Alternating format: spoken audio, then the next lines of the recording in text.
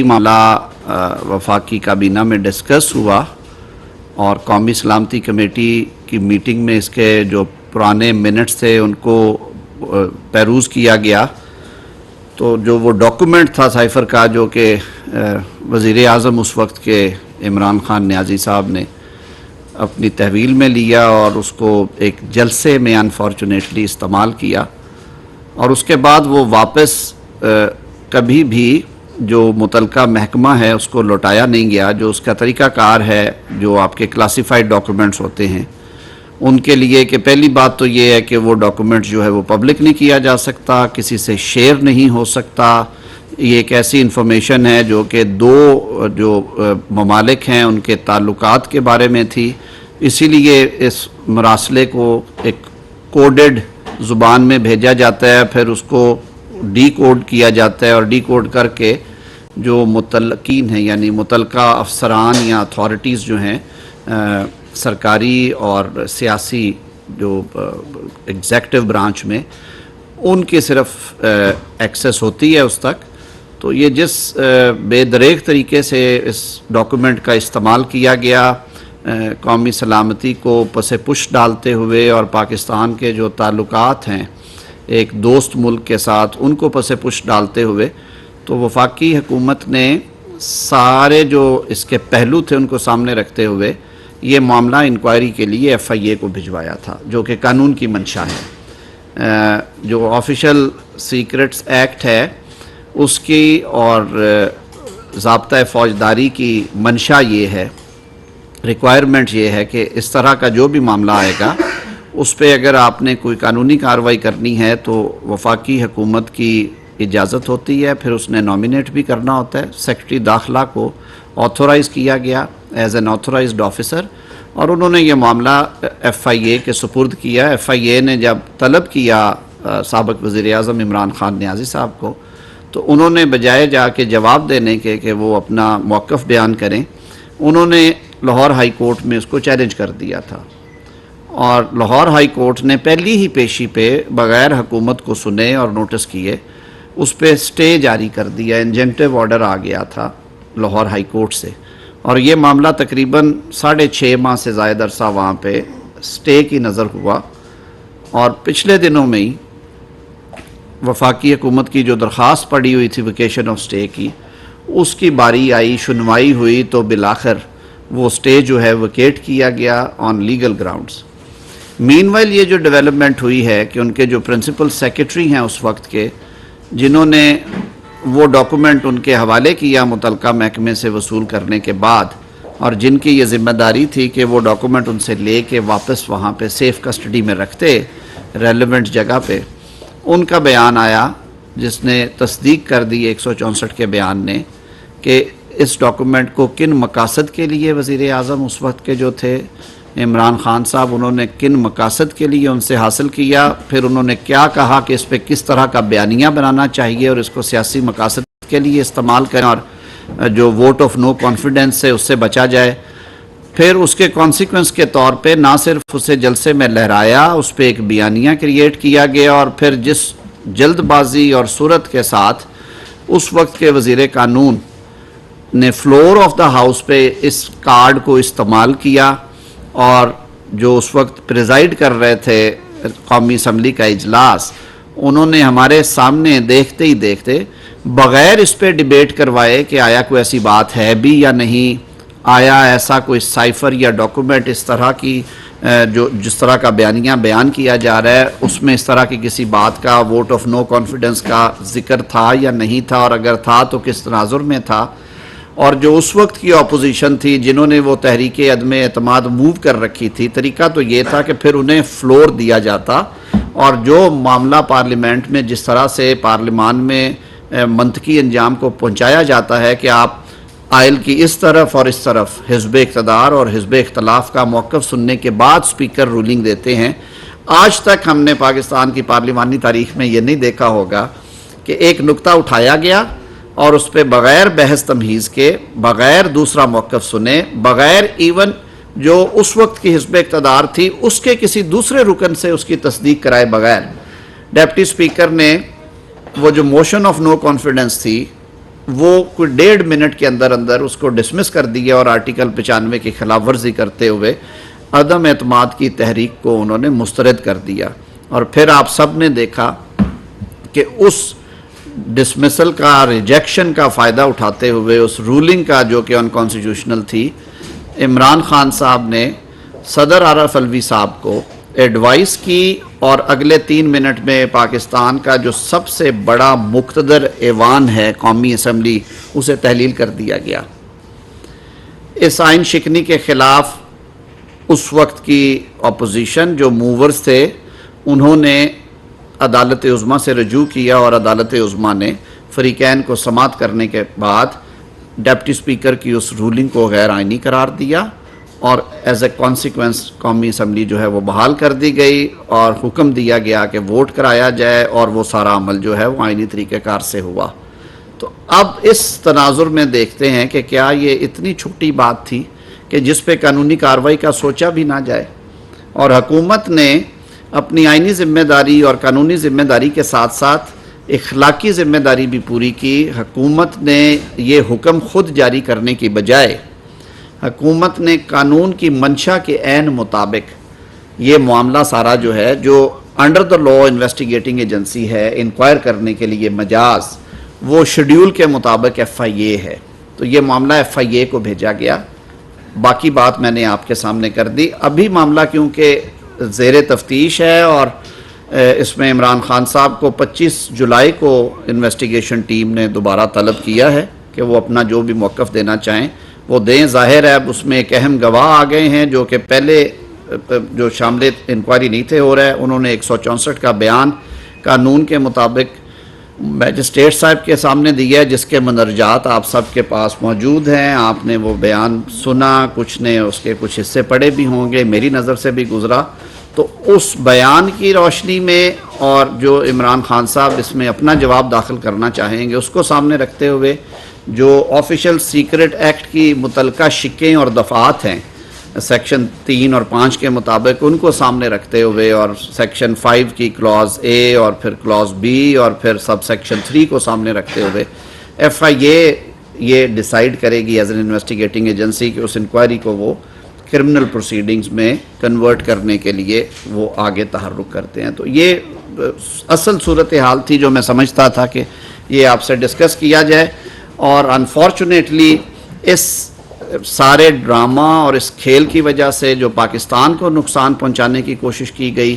وہ آپ سب کے سامنے ہے کہ کس طرح سے ہمارے اس دوست ملک کے ساتھ تعلقات جو ہیں وہ متاثر ہوئے. اس کی وجہ سے ہمارے کئی ملٹی لیٹرل ایگریمنٹس اور اس سے جڑی ہوئی چیزیں کس طرح سے متاثر ہوئیں، اور اس سارے جو ایک وائڈ تھا یا ایک جو خلا پیدا ہوا تھا اس کو برج کرنے میں انٹرنیشنل ریلیشنز اپنے آپ دوبارہ ان کو کانفیڈنس لیول بحال کرنے میں کتنا ٹائم لگا، اور اس عرصے میں اس ملک کے غریب عوام نے معاشی حوالوں سے کس قدر تکلیفیں اور صعوبتیں برداشت کی. تو یہ اب گورنمنٹ کا یہ ریزالو ہے کہ اس کی inquiry investigation strictly in accordance with law merit پہ ہوگی، انکوائری بھی میرٹ پہ ہوگی، تفتیش بھی میرٹ پہ ہوگی. اس مقدمے کا الٹیمیٹ فیصلہ جو ہے وہ ایک عدالت کرتی ہے جو کہ ہائی کورٹس اور سپریم کورٹ کے انڈر کام کرتی ہیں عدالتیں. اور آپ کو پتہ ہے کہ ہماری جو کانسٹیٹیوشنل سکیم ہے اس میں جو ٹرائیکوتھمی کا فلسفہ ہے، تھیری ہے کہ 3 ستون ہیں، عدلیہ بالکل انڈیپینڈنٹلی کام کرتی ہے، کچھ مقننہ کے فرائض ہیں، فنکشنز ہیں، اور اسی طرح ایگزیکٹو کے ہیں. تو وہ this case shall be concluded, proceeded, decided strictly in accordance with the constitution and law. Mister صاحب یہ بتا دیں کہ سائفر کا جو ڈرامہ آپ کو سامنے آ گیا سارا، جس طریقے سے قومی سلامتی اور ملک کی وقار کو داؤ پر لگایا گیا، چونکہ اب لا منسٹر ہے، قانون کیا کہتا ہے کہ کتنی سزا اس سارے پروسیس میں کی جا سکتی ہے. دوسرا جو 9 مئی کے واقعات سے جڑے جتنے ملٹری کے پاس حاصل لوگ ہیں اس کے حوالے سے بھی سپریم کورٹ کہہ رہی ہے کہ رائٹ آف اپیل دیا جائے. تو اس حوالے سے بتائیں بھی وفاقی حکومت کیا سوچتی ہے، قانون میں اس کم ہے کہ جہاں پہ جائے تو ریلیف دینے کی بات کیا جاتی ہے؟ 2 باتیں جی. آپ نے پہلا آپ کے سوال کا حصہ یہ ہے کہ آفیشل سیکرٹ ایکٹ کے تحت جو سزائیں ہیں وہ کیا ہیں. دیکھیے جو تو غیر دانستہ طور پہ اگر سلیکنس ہو جائے اور غفلت کی وجہ سے نیگلیجنٹلی کرمنل نیگلیجنس جسے ہم کہتے ہیں اس نوعیت کا کیس ہو کہ آپ نے وہ ڈاکومنٹ جو ہے اس کی پراپر کیئر نہیں کی اور حفاظت نہیں کی یا وہ آپ سے کہیں گم ہوا ہے یا گم نہیں ہوا تو آپ نے اس کو جس قانون کے ضابطے کے تحت اس کو ہینڈل کرنا تھا آپ نے نہیں کیا تو اس میں تو ایک کلوز وہ کہتی ہے کہ 2 سال تک سزا ہوگی.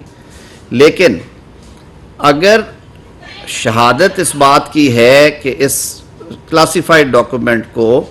پبلک کرنا یا اس کو شیئر کرنے کی وجہ جو تھی وہ اس طرح کے ذاتی مقاصد تھے جو کہ ابھی ہم سب کے سامنے آ رہے ہیں اور اس کی وجہ سے قومی سلامتی جو ہے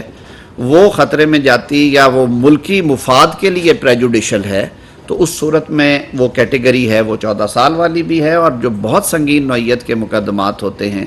اس میں ڈیفینس ریلیٹڈ بھی کچھ سٹریکس آتی ہیں اس میں پھر سزائیں اس سے اوپر بھی جا سکتی ہیں. 9 مئی کے واقعے کے حوالے سے آپ کا سوال یہ تھا کہ سپریم کورٹ میں پروسیڈنگز پینڈنگ ہے. کیونکہ میٹر سب جوڈس ہے میں اس پہ بہت زیادہ کمنٹ نہیں کرنا چاہوں گا لیکن اٹارنی جنرل صاحب نے جو دلائل دیے ہیں وفاق کی طرف سے انہیں میں اون کرتے ہوئے یہ بات کہہ رہا ہوں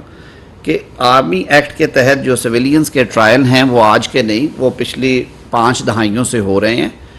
1952 کے آرمی ایکٹ میں ایک بنیادی ترامیم کی گئی تھی 1967 کے اندر جس کے تحت جو سویلینز تھے وہ بھی سبجیکٹ ہوئے اس قانون کے تحت ان کا ٹرائل ممکن بنایا گیا. وہ معاملہ پھر چیلنج ہوا جو اس سے کیسز نکلے لاہور ہائی کورٹ میں اور پشاور ہائی کورٹ میں وہاں پہ ڈیفرنٹ فیصلے آئے لارجر بینچ بھی بنے اور فائنلی معاملہ جو ہے 1975 میں سپریم کورٹ آف پاکستان کے سامنے رکھا گیا. بریگیڈیئر ریٹائرڈ ایف بی علی کیس اسے ہم کہتے ہیں. اس میں پہلی دفعہ اسے ایگزامن کیا گیا اور اس کے بارے میں وضاحت سے بیان کیا گیا. اس کے بعد بھی پھر بہت مواقع آئے اور خاص طور پہ ریسنٹ پاسٹ میں آپ کو یاد ہوگا کہ جنرل پرویز مشرف پہ وہ جو جھنڈا چیچی پل والا واقعہ تھا اس پہ جو واقعہ پیش آیا ان پہ جو خودکش حملہ ہوا تھا اس کے ٹرائل میں بھی سویلینز کو ٹرائی کیا گیا اور انہوں نے چیلنج کی جب اپنی جورسڈکشن کا معاملہ بھی اور سزائیں بھی تو وہ معاملہ بھی سپریم کورٹ تک آیا. 2006 میں وہ فیصلہ ہوا اور اس میں بھی کہا گیا کہ آرمی ایکٹ 1952 میں گنجائش ہے 2D کے اندر کہ کن حالات میں کیا جا سکتا ہے. 2D کے اندر یہ کہا گیا کہ جو کچھ تو جرائم الگ سے ہیں لیکن اس کیس کے حوالے سے کہ اگر آپ جو عسکری تنصیبات ہیں اور وہ پروہیبٹڈ ایریاز ہیں یعنی کہ وہ ایریاز ایسے ہیں جن میں کہ عام آدمی کی رسائی نہیں ہے وہ اس کو اجازت نہیں ہے بغیر اجازت کے اندر داخل ہونے کی اگر کوئی ٹریس پاس کرتا ہے اور پھر ایک کیٹیگری آف افینسز ہے وہ کرتے ہیں تو اسی آفیشل سیکرٹ ایکٹ کے تحت بھی وہ پروسیڈ ہوتے ہیں ریڈ ود آرمی ایکٹ. اور 2015 میں جب فوجی عدالتیں بنائی گئی تھی تو میں ایک وضاحت کرتا چلوں اس میں آئینی ترمیم اس لیے کرنا پڑی اور خصوصی لیجسلیشن بھی اس لیے کرنا پڑی اور سنسیٹ کلوز بھی اس لیے دینا پڑی 2 سال کی کہ اس قانون سازی کے ذریعے سانحہ APS کے بعد وفاقی حکومت نے دہشت گردی کی جو لہر تھی آن سلاٹ تھی اس کو روکنے کے لیے اور جس طرح سے پروسیکیوٹرز اور ججز اور وکلاء انڈر تھریٹ تھے آپ کو یاد ہوگا جو 1-2 پروسیکیوٹرز ہمارے کیسز کی پیروی محترمہ بے نظیر بھٹو شہید والے کیس کی جو پیروی کر رہے تھے انہیں شہید کر دیا گیا اور واقعات ہوئے خیبر پختونخوا میں تو وہ قانون سازی کی گئی کہ افینس کرنے والے بھی سویلینز وکٹمز بھی سویلینز اور پریمیسز بھی سویلین یعنی کو بازار میں دھماکہ کرتا ہے آ کے جس میں سویلینز جو ہیں وہ جان کی بازی ہارتے ہیں اور ان کو شہادت ملتی ہے اور جو مارنے والا ہے وہ بھی عسکری ادارے سے نہیں ہے وہ بھی سویلین ہے اور جو جائے وقوع ہے وہ بھی سول پریمیسز میں ہے کنٹونمنٹ میں نہیں ہے. تو آیا ایسی صورت میں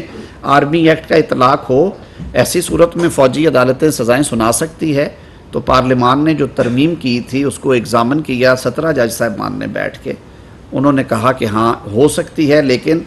یہ کیونکہ اسپیشل سرکمسٹانسز ہیں ہم ایک جنگی ماحول میں رہ رہے ہیں پاکستان دہشت گردی کی شدید لہر میں ہے تو ہم یہ ایکسپیکٹ کرتے ہیں کہ پارلیمان ایسی قانون سازی کرے جس میں اس میں سنسیٹ کلوز ہو اور 2 سال کے لیے یہ اسپیشل ارینجمنٹ رکھی جائے اگر حالات نہ سدھریں تو اس کو مزید 2 سال دیے جا سکتے ہیں. آپ سب نے بھی دیکھا کہ 2017 اور پھر 2019 تک اس کی توسیع کی گئی وہ ختم ہو گیا یہ اوریجنل ایکٹ میں ہے، اور میں نے آپ سے جیسے شروع میں کہا کوئی ترمیم نہیں کی حکومت نے، نہ کیبنٹ نے، نہ شیڈیول میں ترمیم، نہ قانون میں ترمیم. یہ عسکری اداروں کا فیصلہ تھا.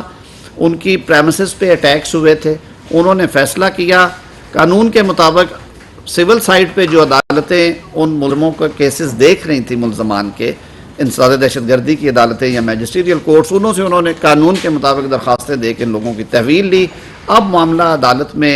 زیر تنقید ہے، کیونکہ اس وقت اس سے زیادہ اس پہ بات نہیں کرنی چاہیے. سپریم کورٹ نے کہا ہینڈ کیا ہے کہ اسپیشل لیجسلیشن کر کے تو right to appeal court of law یا کانسٹیٹیوشن کورٹ میں دیا جانا ہے یا نہیں، تو کیا گورنمنٹ اس پہ کوئی غور کر رہی ہے کہ 9 مئی کے لیے اس طرح؟ دیکھیے آلریڈی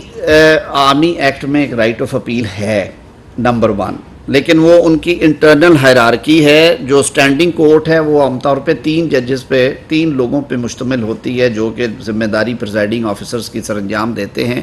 اس میں ڈیپینڈ کرتا ہے کیس کی نوعیت اور وہ کس طرح کا نوٹیفیکیشن آتا ہے. بریگیڈیئر لیول کے آفیسر اگر اس کو ہیڈ کر رہے ہیں تو 2 کرنل لیول کے لوگ ان کے ساتھ بیٹھتے ہیں،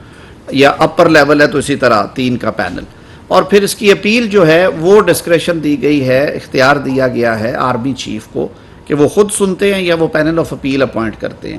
لیکن 2015 کی ججمنٹ میں، جسے ہم راولپنڈی بار ایسوسی ایشن کے ٹائٹل سے جانتے ہیں،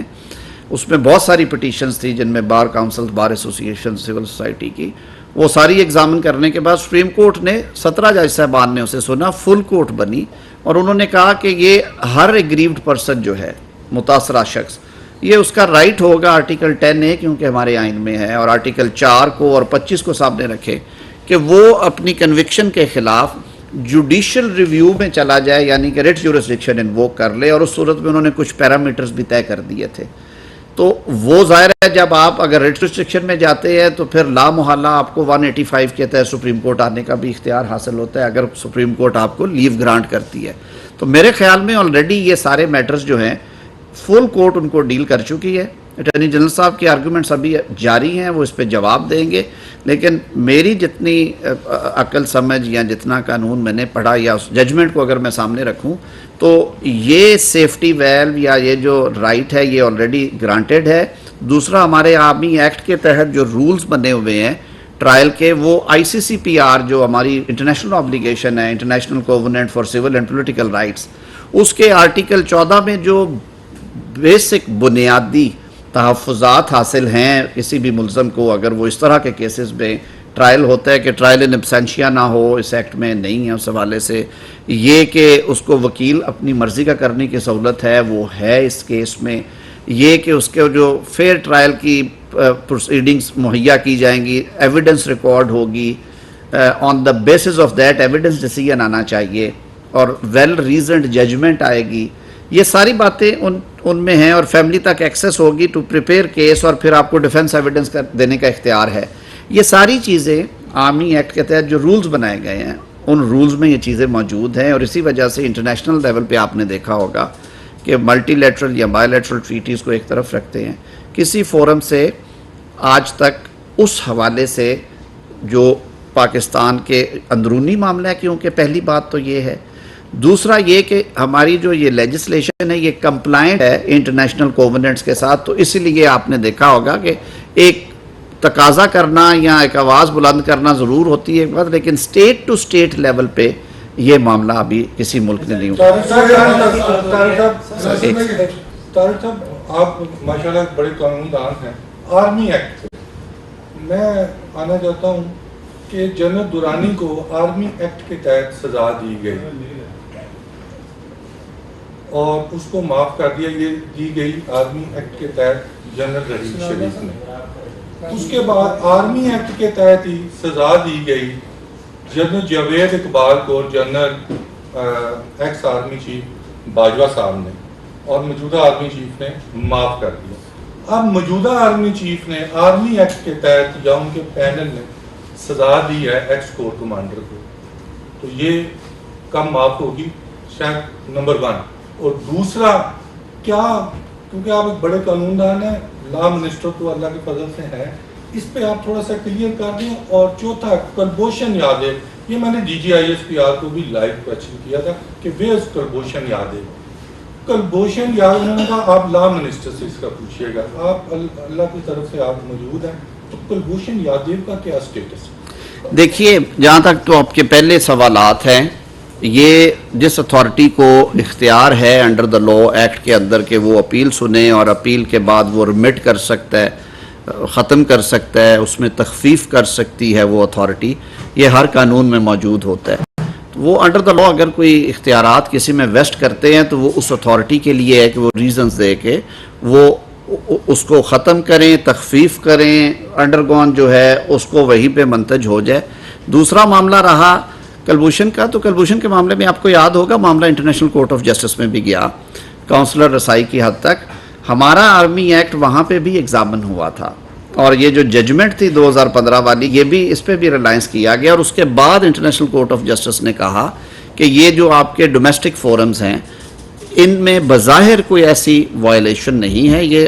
پرائما فیشی کمپلائنٹ ہے۔ رائٹ آف اپیل کے حوالے سے بات ہوئی، اس کے بارے میں آپ کو پتہ ہے، پھر اس پہ موو بھی کیا گیا، تو وہ قانون کے مطابق ڈیل ہو رہے ہیں۔ اب میری کیونکہ میں ایک ایسا سینسٹیو میٹر ہے جس کے انٹرنیشنل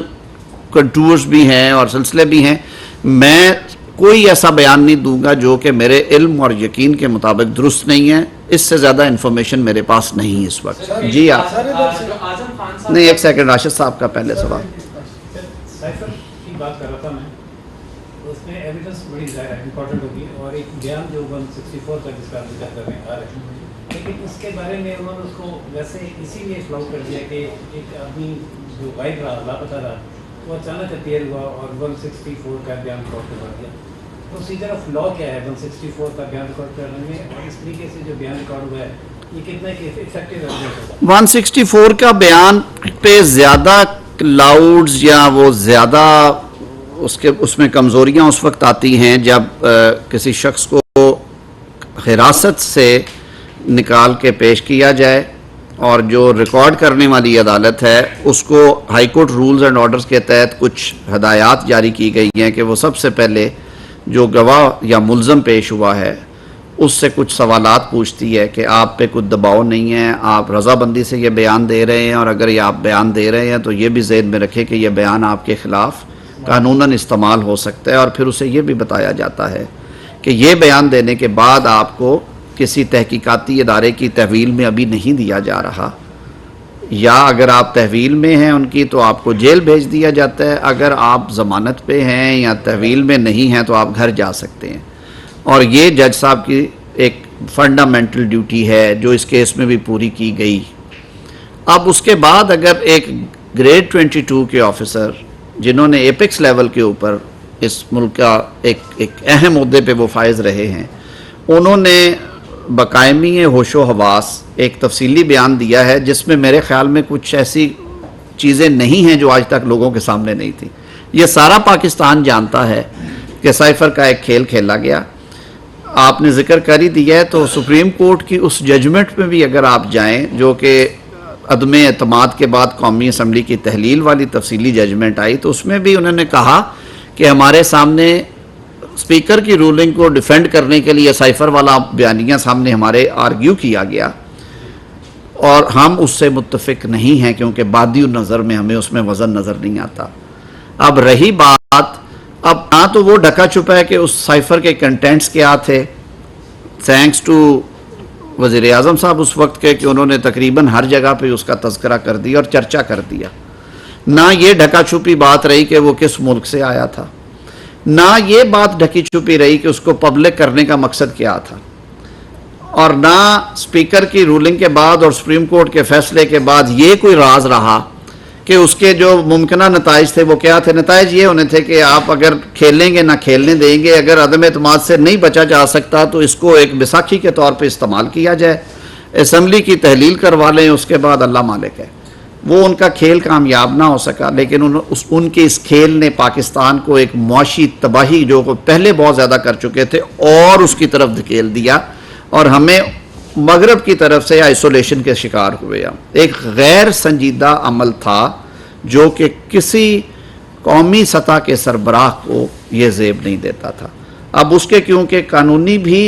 تقاضے ہیں اور اس کے کنٹرولرز ہیں، معاملہ وہاں پہ زیر تفتیش ہے، یہ کوئی خفیہ چیز نہیں رہی کیونکہ یہ تو ہر بندہ اب جانتا ہے کہ اس میں کیا کیا ہوا، اور شاید اسی وجہ سے یہ اتنا اوپن اینڈ شٹ کیس ہے کہ خان صاحب نے اسٹے آرڈر کے پیچھے چھپنے کو ترجیح دی اور انہوں نے آ کے اس پہ آج تک اپنا موقف نہیں دیا. اب دیکھنے والی بات ہے کہ وہ اگلی 25 جولائی کو کیا موقف دیتے ہیں. جی ثناء اللہ صاحب. جی اچھا میں ذرا بچے جی بیٹھے. جو اعظم خان صاحب کا بیان ہے وہ 64 دن کہاں رہے, اس کے بعد انہوں نے کس کو بیان ریکارڈ کروایا, کب اور کس حالات میں, یہ ساری چیزوں کے اوپر ایک تو ایسا بتا دیں. دوسرا سر جو ان کا بیان کی جو کاپی کارستان میڈیا میں آؤٹ ہوئی, تو کیا اس کے اوپر بھی کوئی قانونی طور پہ دیکھیے اعظم خان صاحب موجود ہیں اسی ملک میں. یہ سارے سوالات آپ اگر وہ لینا چاہیں تو آپ ان سے بھی کر سکتے ہیں.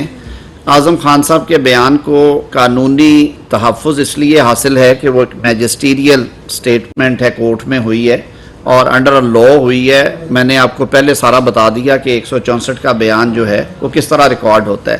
اب اس بیان پہ انحصار کرنا یا اس بیان سے مطمئن نہ ہونا یہ دو فورمز کے لیے ضروری ہے.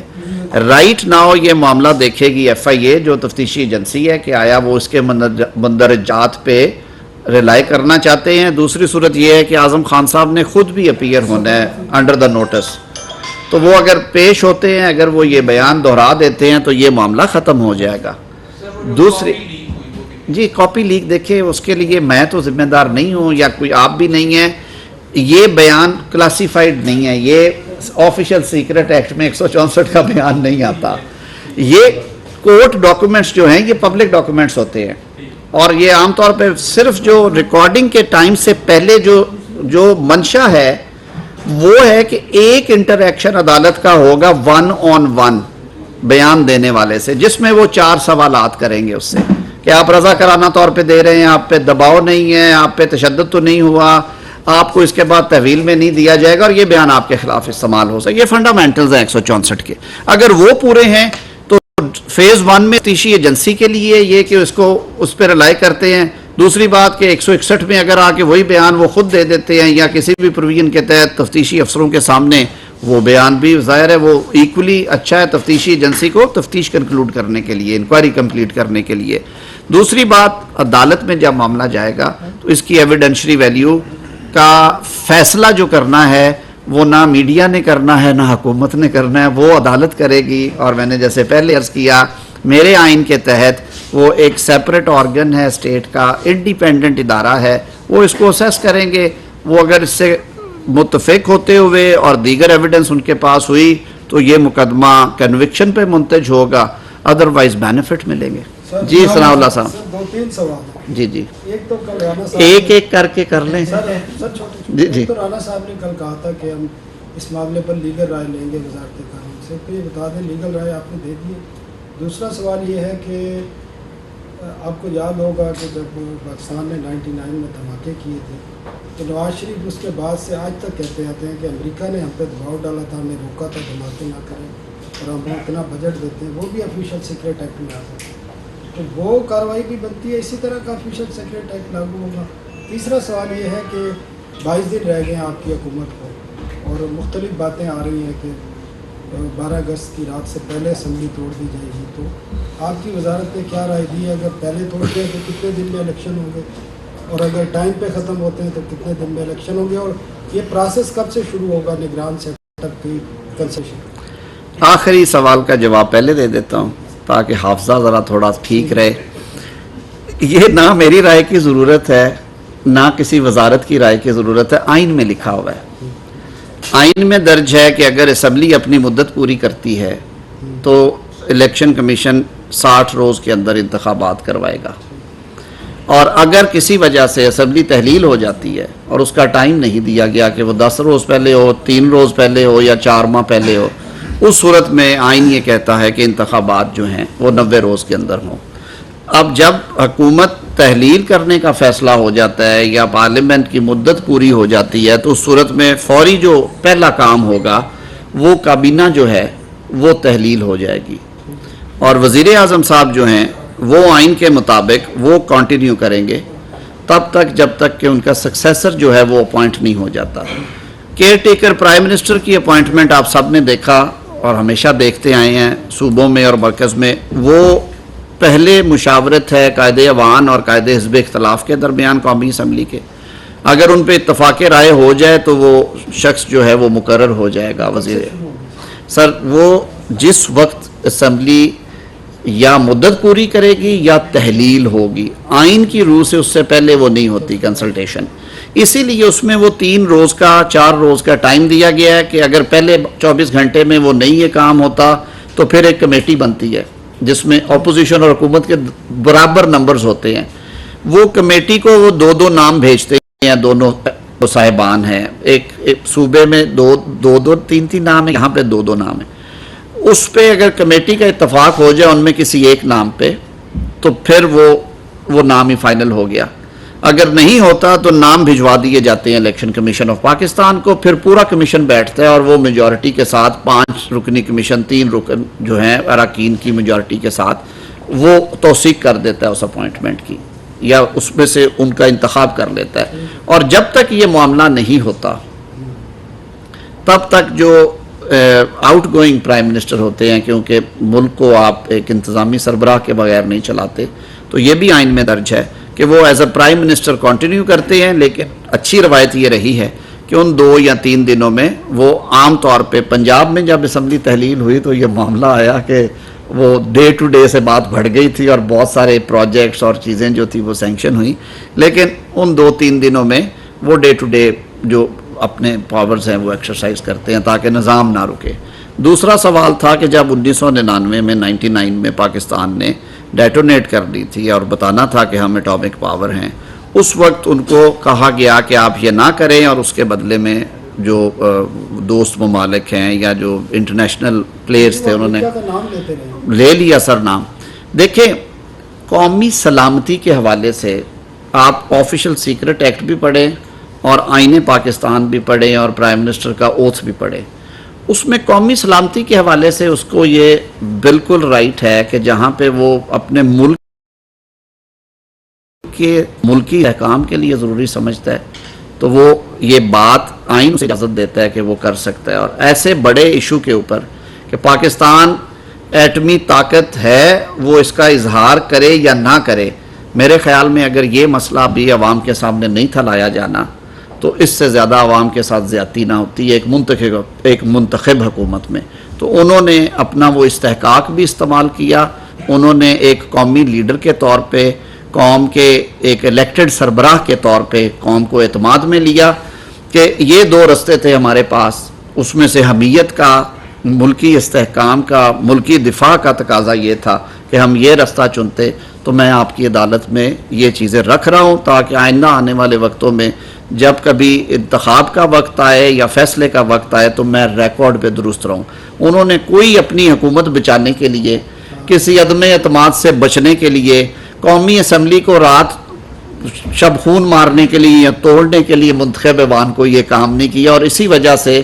مشرف صاحب کے مارشل لاء میں بھی یہ نہیں سوچا گیا کہ یہ ان پہ آفیشل سیکرٹ ایکٹ بھی لگتا ہے، انہیں ہائی جیکر بنا دیا گیا،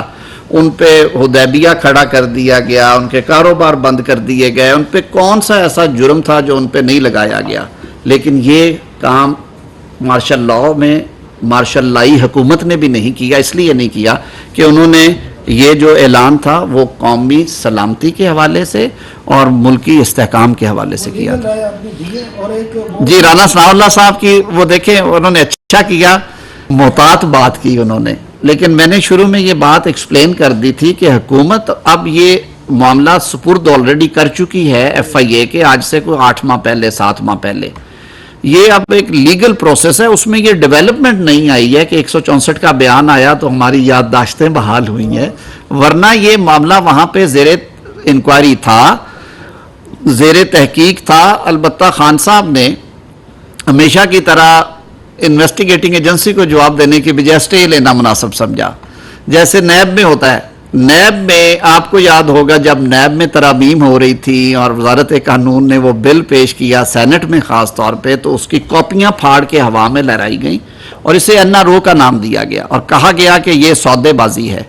تاریخ گواہ ہے کہ اس قانون کے تحت جو پاکستان مسلم لیگ نون کی قیادت ہے اس نے بریت نئے قانون کے تحت نہیں لی۔ محترمہ مریم نواز شریف صاحبہ کی ہائی کورٹ سے بریت پرانے قانون پہ ہوئی، ریکارڈ کے اندر ہے، ججمنٹ میں لکھا ہوا ہے کہ انہوں نے کہا کہ ہم نئے قانون پہ بحث نہیں کر رہے۔ احسن اقبال صاحب کو بری کیا اسلام آباد ہائی کورٹ نے، انہوں نے کہا جی میں نئے قانون پہ بحث کر رہا ہوں۔ पुराने कानून पे कर रहा हूँ, नए कानून का बेनिफिट नहीं लूँगा। इसी तरह वज़ीर आज़म शहबाज शरीफ साहब की 265K की परसों एप्लीकेशन हुई है, उनके वकील अमजद परवेज़ ने फिर यही बात की। तो आज देख लें कि NRO किसके लिए था। चेयरमैन पाकिस्तान तहरीक इंसाफ ने कोई दर्जन भर के करीब दरखास्तें दायर कर रखी हैं अमेंडेड नैब लॉ के तहत कि ये मुझे इस तरह नहीं बुला सकते, ये मुझे ये नहीं कह सकते, ये मुझे ये नहीं कर। सर वो तोशाखाना केस में भी इमरान खान पेश भी हो रहे हैं, उसमें कानून क्या कहता है? देखिए, नॉन कोऑपरेशन के ऊपर गिरफ्तारी हो सकती है। वो पुराने कानून में तो बहुत अनफिटेड पावर्स थी, लेकिन नए कानून के तहत भी अगर कोई शख्स कानून का मजाक उड़ाएगा, तफ्तीशी इदारे से कोऑपरेट नहीं करता और आगे हंस के दिखा देता और कहता नहीं आंदा मैं, तो फिर जाहिर है तफ्तीशी इदारे के में आप कह रहे हैं गिरफ्तारी हो सकती है, इसलिए हो सकती है कि अगर वो कोऑपरेट नहीं करेंगे, अगर वो पेश नहीं होंगे। एक तो है ना तोशा खाना का अदालती मुकदमा जो कि इलेक्शन कमीशन की कंप्लेंट पे हो रहा है, उसमें भी अगर वो दानिस्ता गैर हाजिरियां करते हैं और प्लीडर अपॉइंट नहीं करवाते, जो कि शायद आज प्लीडर अपॉइंट हो गया उनका, तो उस सूरत में वारंट निकल सकता था। लेकिन अदालत ने मेरे ख्याल में रेस्ट्रेंट शो की है, जुडिशल रेस्ट्रेंट। जो तोशा खाना नैब इंक्वायरी है उसमें भी अगर वो कॉपरेट नहीं करते और 12 नोटिस के बावजूद वो नहीं जा रहे और वो जवाब देने को तैयार नहीं है कि वो प्रोसीड्स मैंने कहाँ और जाली रसीद क्यों बनाई, और जो उनके वो हार है, दूसरा जो नेकलेस है ग्राफ कंपनी का जिसकी कीमत जो है वो करोड़ हा में बल्कि वो अरबों में जाती है रकम, कोई मिलियन डॉलर्स के हवाले से है, मेरे पास एग्जैक्ट अमाउंट नहीं है, but it's a very serious affair कि वो रियासत पाकिस्तान को जाना था, उसके फ्रूट्स, और अगर आपने कानून के मुताबिक खरीदना था तो फिर जो एग्जैक्ट मार्केट प्राइस थी उसकी वो परसेंटेज देनी थी। तो वो भी इसी तरह। सर प्लीज, मैं किसी और का, आपका सवाल हो गया जी, नहीं बेटा मैं रिपीट नहीं करूंगा। बहुत शुक्रिया जी, बहुत शुक्रिया।